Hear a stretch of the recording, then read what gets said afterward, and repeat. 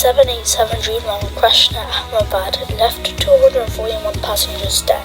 And the surprising thing is people thought the 787 was the safest airliner, but now I don't think so.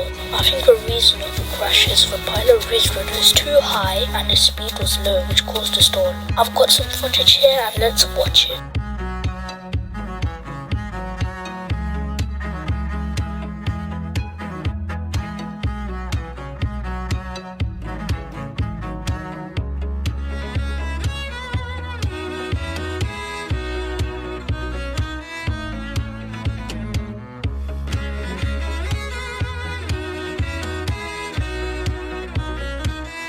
This is where it crashed, and here is a real life footage.